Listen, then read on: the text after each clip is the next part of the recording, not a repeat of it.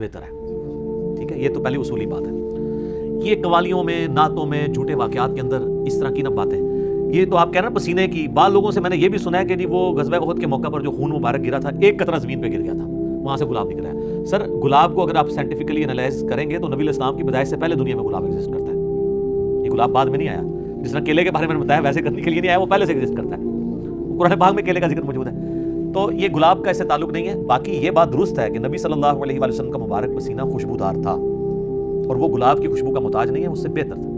بخاری اور مسلم دونوں میں حدیث ہے. انس ابن مالک کہتے ہیں میں نے آج تک کوئی ہاتھ ایسا نہیں چھوا جیسا کہ نبی علیہ السلام کا مبارک ہاتھ تھا. وہ کہتے ہیں کوئی دنیا کی ریشم اور دباج اس سے زیادہ نرم نہیں تھی جو نبی علیہ السلام کا مبارک ہاتھ تھا.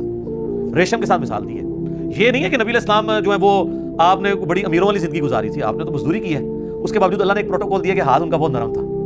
ٹھیک ہے, اسی بخاری مسلم کی حدیث میں آتا ہے کہ میں نے آج تک کوئی مشک اور عنبر کی خوشبو ایسی نہیں سونگی جو نبی علیہ السلام کے پسینہ مبارک سے اور آپ کے مبارک ہاتھوں سے آتی تھی. مسلم شریف میں حدیث ہے, ایک صحابی کہتے ہیں میں چھوٹی عمر کا تھا تو حضور نے ایک دفعہ میرے اپنا ہاتھ مبارک میرے سر پہ پھیرا, تو کہتے ہیں مجھے لگتا ہے کہ آپ علیہ السلام نے ہاتھ مبارک کسی عطردان سے نکال کے میرے سر پہ پھیرا ہے, اتنا خوشبودار تھا. تو آپ علیہ السلام کے پسینے سے خوشبو آتی تھی. بخاری مسلم دونوں میں حدیث ہے کہ ام سلیم کہتی ہیں کہ نبی علیہ السلام ایک دفعہ سوئے ہوئے تھے تو آپ کو سوتی ہوئی حالت میں بہت پسینہ آتا تھا, تو ایک کھلے برتن کے وہ لے کے آئیں, ایک کھلا برتن, اور نبی علیہ السلام کے مبارک پسینے کو انہوں نے جمع کیا. حضور کی آنکھ کھل گئی, آپ فرمائیے کہ ان کا جی اس طرح آپ کا پسینہ انتہائی خوشبودار ہے, ہم اس کو خوشبو کے طور پہ اپنی خوشبو میں ملا کے استعمال کرتے ہیں, اپنی خوشبو میں بھی خوشبو کرنے کے لیے. ٹھیک ہے, اور مسلم شریف کی ایک حدیث میں ہے کہ ایک عورت آئی کہ میری بچی کی شادی ہے تو میں آپ کا پسینہ لینے کے لیے آئی ہوں, ٹھیک ہے, خوشبو کے طور پہ. اچھا, وہ بخاری مسلم کی اس حدیث میں ام سلیم نے جب یہ جواب دیا تو حضور نے فرمایا تم نے اچھا کام کیا, یعنی آپ نے اس کی تعریف کی.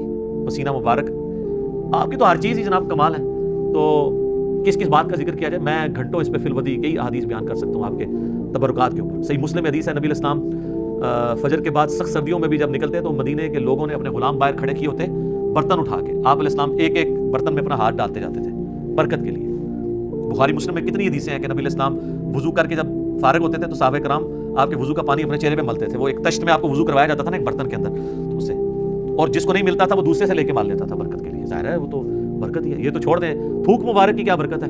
بخاری مسلم دونوں میں حضرت علی کو اشوب چشم تھا غزوہ خیبر کے موقع پر, حضور نے جب بلایا تو ان کی تو آنکھیں بھی نہیں کھل رہی تھی, تو آپ نے مبارک لعاب لگایا تو شفا ہوگی.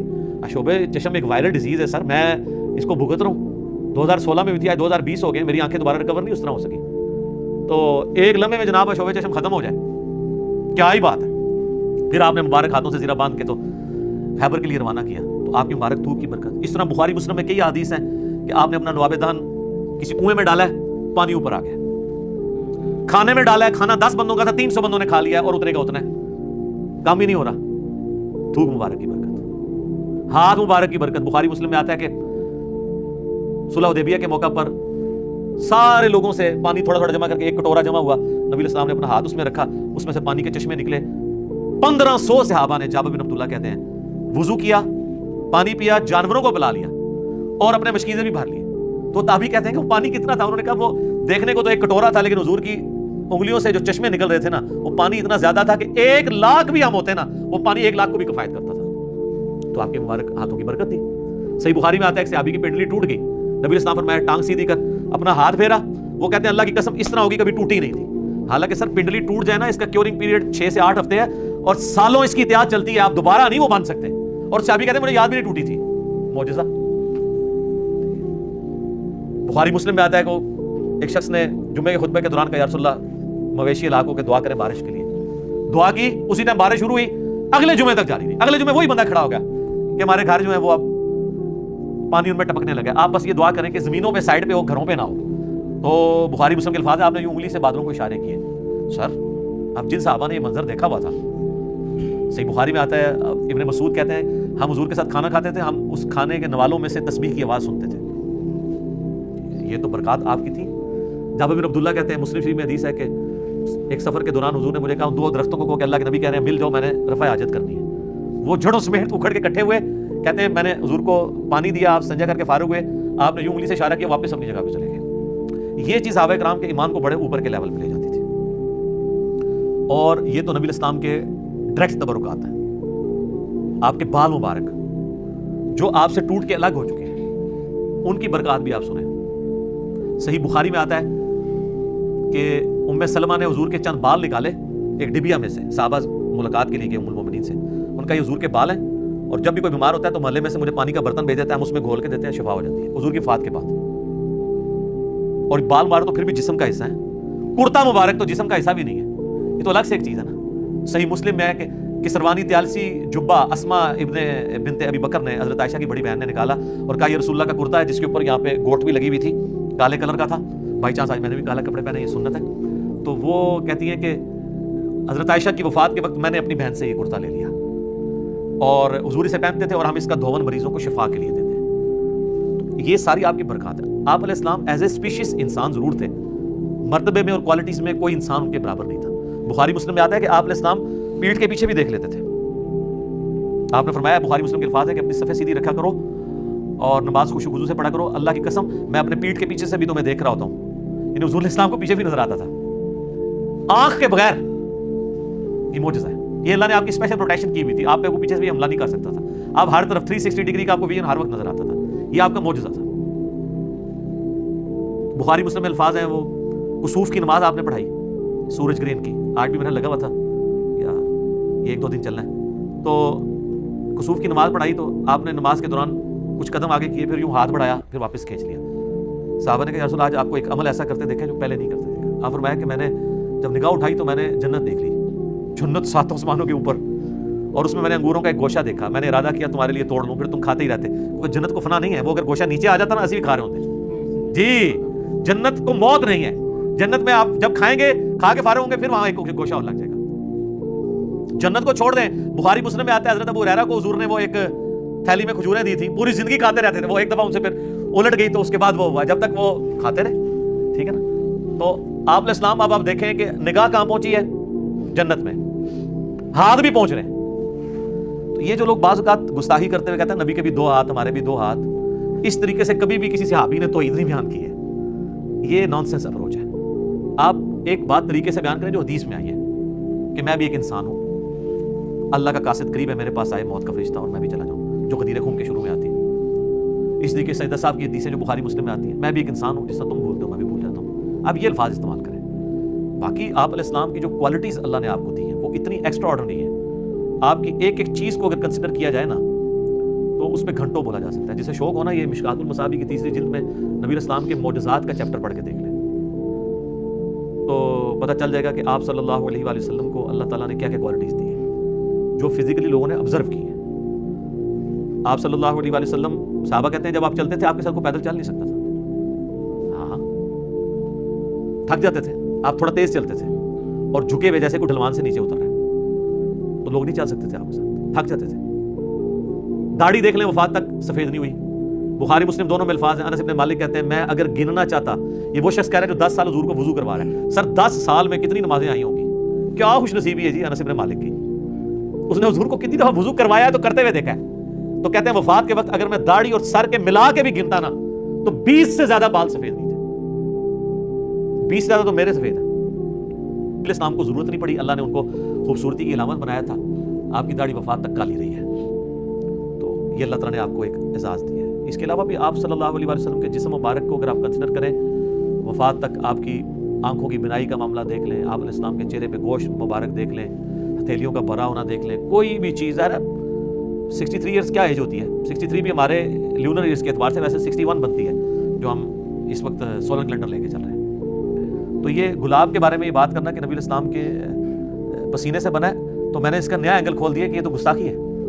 آپ گلاب کی خوشبو کو حضور کے پسینے والی مانتے ہیں، اسی سے ان کو بات سمجھ آئے گی۔ گلاب کی خوشبو کیا ہے؟ مشک اور عنبر کے بارے میں، مشک اور عنبر کبھی آپ مہنگی ترین خوشبوئیں ہیں، یہ کبھی آپ استعمال کر کے دیکھیں جناب، یقین کریں اگر آپ کپڑے دھوئیں نا کپڑے کے اوپر مشک لگا دینا 2 3 مہینے تک خوشبو نہیں جائے گی۔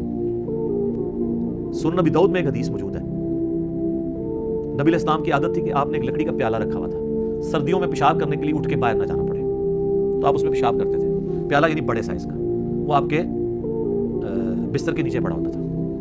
ایک دفعہ آپ نے اس نے پیشاب کر دیا تو آپ کی لونڈی تھی ایک، ان کو نہیں پتا تھا اس بات کا، تو وہ پیشاب انہوں نے پی لیا، ابو داؤد میں صرف اتنے الفاظ ہیں کہ آپ پیشاب کے لیے پیالہ ہوتا تھا جو آپ کی چرپائی کے نیچے ہوتا تھا. یہ حدیث اسی 100% سند کے ساتھ المعجم الکبیر طبرانی کے اندر آئی ہے, مجموع الزوائد میں امام حیثمی نے لیا اور کئی کتابوں میں, اس کے آگے الفاظ ہیں. لہٰذا اس حدیث کی سند کو البانی, شیخ زبیر علی, شیخ شعیب ارنوت, سب کے سب لوگوں کے نزدیک جائز ہے. اس میں آتا ہے کہ وہ پی لیا, تو آپ نے کہا کہ یہاں پیالہ تھا, تو اس نے کہا کہ یا رسول اللہ میں نے تو وہ غلطی سے پی لیا ہے, مجھے تو نہیں پتا تھا. اس کا مطلب پیشاب میں بدبو نہیں تھی. پیشاب جناب آپ زمین میں کریں تو کتنی دیر تک اس سے بدبو نہیں جاتی. اللہ کے لیے مسئلہ نہیں ہے, آپ کے ساتھ بھی سب کچھ ہوگا. بخاری مسلم میں آتا ہے کہ جنت میں خوشبودار ڈکار آئے گی کھانا ہضم, تو آپ کیا کہ یار کہ مجھے اتنی بڑی عظمت مل جائے گی. تو یہی عظمت اگر دنیا میں اللہ کسی کو دینا چاہے تو نہیں دے سکتا. نبی الاسلام کو اللہ نے کئی پروٹوکول دیے تھے, اس کو پیتے ہوئے یہ فیل بھی نہیں ہوا کہ میں پیشاب پی گیا ہوں. تو نبی الاسلام نے اس کے جواب میں فرمایا تم نے اپنے اور دوزخ کے درمیان ایک مضبوط آڑ قائم کر لی ہے, کیونکہ میرا پیشاب تمہارے جسم میں چلا گیا. تو یہ ایک پروٹوکول ہے, لیکن یہ ایک فضیلت ایک ہی بندے کے لیے. بخاری مسلم حدیث ہے, حضرت عائشہ کہتی ہے میں حیض کی حالت میں بھی پانی پیتی تھی نا, تو جس جگہ میں پیالے کو منہ لگاتی تھی نا, تو آدھا پیالہ حضور کو دیتے تھے, حضور اسی جگہ منہ لگا کے پیتے تھے. اور میں اگر بوٹی حیض کی حالت میں بھی, عام حالت تو چھوڑ دیں, بوٹی کھاتی تھی تو آدھی حضور کو دی, تو جہاں سے میں نے چبائی ہوتی تھی وہیں سے چباتے. محبت کا اظہار, جن کے ساتھ محبت کا اظہار کرنا ہے ان کے ساتھ کتے بنے ہوئے ہوتے ہیں, بیوی بچوں اور ماں باپ کے ساتھ, اور جن کے ساتھ وہی والا سلوک کرنا چاہیے وہ اس لیے کہ وہ ان کو اپنے کتے سمجھ رہے ہوتے ہیں نا. یہ اپنے ناموں کے ساتھ لکھتے ہیں, میں سگے فلاؤں, میں سگے فلاؤں, میں سگے فلاؤں. ان کے یہ جناب یہ کر رہے ہوتے ہیں. میرا خیال شاید ان کی ہڈیاں کھاتے ہیں, اس لیے کہتے ہیں ہم ان کے وہ ہیں, ان کی بچی ہوئی ہڈیاں کھا رہے ہوتے ہیں نا. تو یہ سارے پروٹوکول انہوں نے ان کو دیے ہوئے. مجھے کوئی ضعیف روایت دکھائے کہ حضرت ابوبکر نے اپنا پسینہ یا پیشاب کبھی کسی کو یا خون دیا ہو کہ یہ لو تبارک رکھ لو. نبی الاسلام کا پروٹوکول تھا پسینہ مبارک کا. پیشاب والی بھی ایک حدیث ملتی ہے, آپ نے کبھی صحابہ کو ترغیب نہیں دلائی. خون کی بھی ملتی ہے سنن کبریٰ البیہقی کے اندر. گوشت کی صحت میں اختلاف ہے, لیکن بڑے بڑے محدثین اسے صحیح بھی سمجھتے ہیں. ہمیں کوئی آر نہیں ہے اس کو بیان کرنے میں کہ عبداللہ ابن زبیر رضی اللہ تعالیٰ عنہما کو نبی الاسلام نے ایک دفعہ وہ کپنگ کروائی, پچھنے لگوائے. وہ 56 نمبر پوائنٹ ہے نا, یہ دو شانوں کے درمیان. ایک دفعہ میں نے بھی سنت پوری کی ہے کروا کے, وہ تو خون پیالے میں نکلا. تو عبداللہ ابن زبیر کو آپ نے فرمایا کہ اس کو نہ کسی محفوظ جگہ جا کے دفن کر دو. وہ گئے, بڑا انہوں نے کہا میں کہاں, پھر ان کے دماغ میں کسی سے بات نہیں, میں پی کیوں نہ لوں. نبی الاسلام کا خون مبارک وہ پی گئے. حضور نے بعد پوچھا کہ ان کا میں نے تو وہ پی لیا. تو آپ نے فرمایا کہ تجھ پہ پھر اب جہنم کی آگ حرام ہو گئی ہے. یہ ایک واقعہ ہے. اس کے بعد یہ نہیں ہوا کہ حضور پچنے لگواتے تھے اور صحابہ وہاں کھڑے ہوتے تھے خون لینے کے لیے, نہیں. یہ کسی کو فضیلت کسی طریقے سے ملنی تھی, مل گئی. آئیو دیکھیں, نہ اس لونڈی کو آپ نے پیشاب پینے کا کہا اور نہ ابن زبیر کو خون پینے کا کہا, لیکن دوسری طرف آپ علیہ السلام اپنا تھوک مبارک خود کھانے میں ڈال دیتے برکت کے لیے, ہاتھ مبارک خود ڈال دیتے تھے برکت کے لیے. اور بخاری مسلم میں درجنوں حدیثیں ہیں کہ وضو کا پانی ایون بلغم بھی گرتا تھا تو صحابہ وہ لیتے تھے. صلح حدیبیہ کے موقع پر جو عروہ ابن مسعود نے وہ دیکھا تھا, کنکھیوں سے یوں دیکھتا تھا, اس نے آگے کافروں کو کہا, بخاری کے الفاظ ہے, میں بڑے بڑے بادشاہوں کے دربار میں گیا ہوں, ہائے ہائے میں کیسر و کسریٰ کے پاس گیا, میں نے کبھی کسی کے ماننے والوں کو اتنی تعظیم کرتے ہوئے نہیں دیکھا اپنے سردار کی جو رسول اللہ کے اصحاب کرتے ہیں. خدا کی قسم, یہ بخاری کے الفاظ ہیں, جب وہ بولتے ہیں وہ اتنی خاموشی سے بیٹھے ہوتے ہیں گویا ان کے سروں پہ پرندے بیٹھے ہوئے ہیں. اور جب وہ کوئی حکم دیتے ہیں تو اس کو پورا کرنے کے لیے ایسے جھپٹتے ہیں جیسا کہ لڑ پڑیں گے آپس میں. اور جب وہ وضو کرتے ہیں تو ان کا پانی نیچے نہیں گرنے دیتے, اور اس کو ایسے حاصل کرتے ہیں کہ گویا اس کے لیے آپس میں لڑ پڑیں گے, اور اگر کسی کو نہیں ملتا وہ دوسرے کے ہاتھ سے مل کے اپنے جسم پہ ملتا ہے. تو تم ایسے شخص کے ساتھ بہتر ہے معاہدہ ہی کر دو, کیونکہ وہ سہیل ابن عمر نے کہا تھا نا, نعوذ باللہ یہ تمہارے ساتھی تمہیں دھوکہ دے جائیں گے اے محمد. تو وہ پھر انہوں نے پریکٹیکل اسی پہ حضرت ابوبکر صدیق کو غصہ آیا تھا نا, تو انہوں نے کہا تھا کہ لات اور منات کی شرمگاہیں چاٹو جا کے, یعنی جو تم کام کرتے ہو. یہ نہیں کہ انہوں نے گالی دی تھی, جو کرتے تھے وہی ان کو بتایا تھا کہ تم رسول اللہ کے بارے میں ہمیں یہ ٹونٹ کروا رہے ہو, ہم تو حضور کے لیے اپنی جانیں دینے کے لیے تیار ہیں. اور دیکھیں اب دی ہیں, کسی جنگ کے موقع پر بھی حضور کو فرنٹ میں نہیں آنے دیا صحابہ نے, اللہ ماشاء اللہ حنین کے موقع پر آپ کو فرنٹ سے لیڈ کرنا پڑا تھا, وہ ایک اسپیسیفک کیس ہو گیا تھا. باقی تو آپ کا خیمہ پیچھے لگا ہوتا تھا, صحابہ ہی آگے لڑتے تھے, آپ کی دعائیں ساتھ ہوتی تھی. احد کے موقع پر بھی کافر اس لیے پہنچ گئے کہ بھگدڑ مچ گئی تھی, تب حضور کے خیمے تک وہ پہنچے, اور اس میں بھی کتنے انصاری شہید ہوئے ہیں, حضرت اللہ کا ہاتھ شل ہو گیا, ٹھیک ہے, پھر حضور تک وہ پہنچے ہیں. پھر بھی صحابہ کرام جو ہے وہ نبی الاسلام کی جان بچانے کا ذریعہ اللہ نے ان کو بنایا. تو آپ علیہ السلام کا ترغیب دلانا الگ سے ہے. یہ بریلوی جو اس معاملے کے اوپر ایک پوری ڈاکٹرن کھڑی کرتے ہیں نا, وہ غلط کرتے ہیں. وہ پھر ایک ایسا معاملہ ہو جاتا ہے کہ جس سے آپ یعنی ایک پھر ایتھیسٹ اور غیر مسلم ان باتوں کے اوپر اعتراض کرتے ہیں. تھوک مبارک تک تو آپ ڈیفینڈ کر لیں گے, لیکن خون اور پیشاب کے بارے میں آپ کہاں تک ڈیفینڈ کریں گے؟ ہم نے وہ ڈیفینڈ کیا کہ وہ ایک واقعہ تھا. ہم نہیں کہتے نبی الاسلام کی زندگی پوری کی پوری اس سے بھری ہوئی ہے, لیکن چونکہ ہم ان کو ایک ایکسٹراڈنری پرسنالٹی سمجھتے ہیں، ان کے لیے عقیدہ رکھتے ہیں کہ یہ آپ علیہ السلام کو اللہ نے پروٹوکول اس حوالے سے دیا ہوا تھا، آپ کی بہت غیر معمولی شخصیت تھی۔ بخاری مسلم میں الفاظ ہیں، حضرت عائشہ کہتی ہیں فجر کی اذانیں ہوئی، حضور کی عادت تھی تہجد پڑھ کے تھوڑی دیر سوتے تھے، پھر فجر کے لیے اٹھتے تھے، تو کہتے ہیں میں نے حضور کے خراٹے سنے۔